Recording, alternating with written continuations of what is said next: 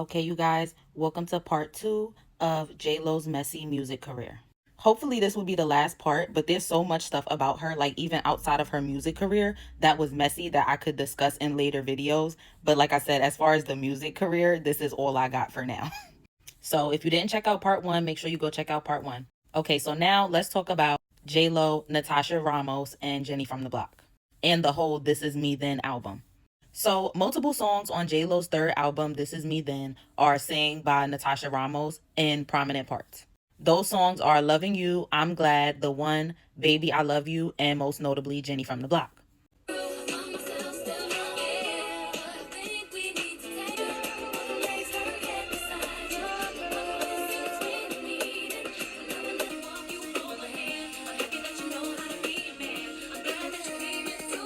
This includes vocals outside of the hooks, choruses, and even ad-libs, such as Natasha's laugh being left on Jenny from the Block, her shouting from the Bronx. You know how after she's like, I'm still Jenny from the Block, and then she's like, from the Bronx. Like, that's Natasha. And to me, that's when it really started to seem to me like it was honestly just laziness and inauthenticity.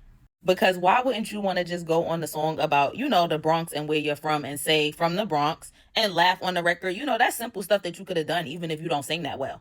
I used to live here. Huh? My name is Jennifer. Jennifer? Yeah, I used to live and then my room was upstairs right there. Jennifer Lopez. Who's Jennifer Lopez? I'm still Jenny from the block. Still have a little, now I have a lot. No matter where I go, I know where I came from. In this business, I've grown up so much. I'm married now, I'm loving it. Rumors got me laughing, kid. I'm still Jenny from the block. Used to have a little, now I have a lot. No matter where I go, I know where I came from. I'm in control and loving it. Rumors got me laughing, kid. So Natasha Ramos has come on TikTok, so I'm going to include some TikTok clips of her talking about her experience with the whole song and the album. She wasn't paid much. I think she said $3,500 for the whole experience for the 5 songs, no royalties. She was sexually assaulted in the process. That doesn't have anything to do with J.Lo, but it was just a very traumatic experience for her, and she didn't get much out of it. I mean, like, I can't expect that every time she sings a song. She's like, thank you to my girl Natasha for singing 90% of the song. Like, by the rocks that I got, I'm still Jenny from the block.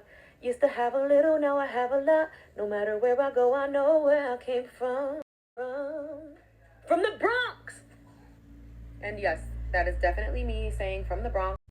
no, I was on more. I was on 4 other songs. I was on I'm Glad, The One, Loving You, Baby I Heart You, and I think the problem with Jenny from the Block is that they cut my laugh and they kept ad libs and they turned her vocals like all the way down. Tells me, all right, I got you $3,500. I'm sorry, what? You do know I recorded backgrounds for 5 songs on this album. And so he got fired that day. For a kiss. And I'm like, what do you mean? Just a little kiss. I say no. He's like, if you don't give me a kiss, I'm going to take you off all these records. If you don't let me out of this room, I'm going to scream my fucking head off. And he let me out. Was a big piece in why I was screwed over. And then the last case we have to discuss is J.Lo's Get Right and what led to Get Right. So Amerie and J.Lo were both signed to labels under Sony. J.Lo was signed to Epic and Amerie was signed to Columbia. Amerie was struggling to get this song One Thing released because Columbia was rejecting it. Somehow J.Lo heard the song and expressed her interest in wanting to use the track. So to stop this, Amerie and her producer Rich Harrison leaked the song to radio stations, and Columbia even attempted to get the song pulled from radio quickly in hopes that, not enough people would hear it and they could give it to J.Lo. But it was too late because the song was already becoming a hit on its own, and it became Amerie's biggest hit to this day. It's a classic, to be honest.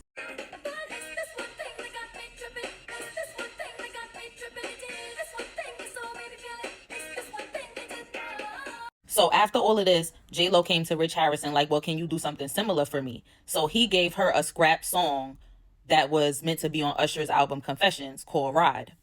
So he reworked Ride into J.Lo's Get Right.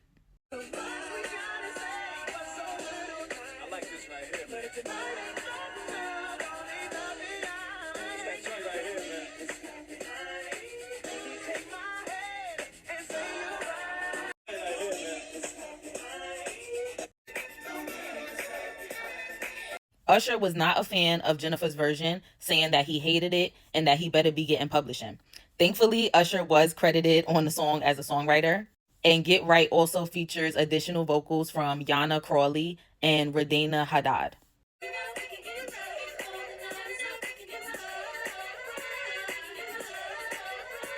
After all of this, J.Lo went on to be a judge of other people singing on seasons 10 through 11 and 13 through 15 of American Idol.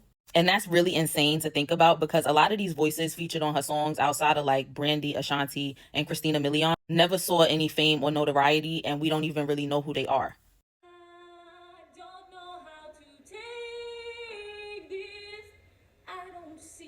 I could go on and on about unknown and uncredited vocals on J.Lo's albums, but the bottom line is that she's not the best vocalist. She gets a lot more help on her records than I feel the average iconic or legendary singer gets. And she turns the volume up on her background singers almost equally to hers, which basically makes everything a duet with the background singers.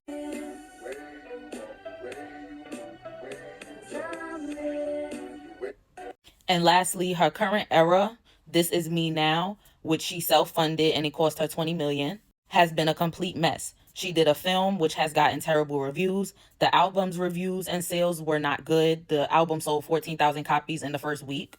J.Lo also went on to claim in the film that multiple stars turned down a role in her film, including Taylor Swift, Ariana Grande, Snoop Dogg, and Lizzo. But Lizzo denied this and said that she would have loved to be in the movie, but she was never contacted, which prompted a lot of people to say that J.Lo was making it up and using the big names for clickbait.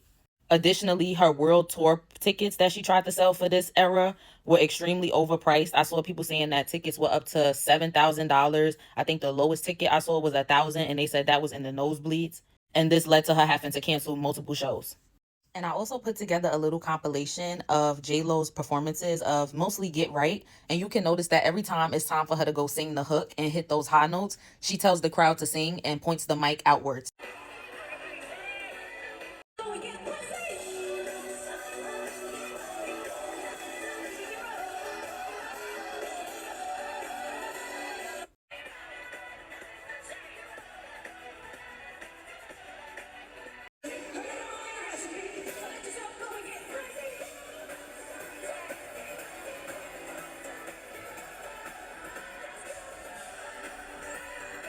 Thank y'all for watching. Like, comment, follow, and share the video. And I will be back with more pop culture videos, history videos, and everything like that.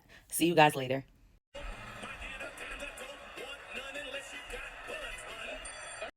Like taking my hair out like this, it reminds me like when I was 16 in the Bronx, running up and down the block. A crazy little girl who used to be wild and no limits, all dreams.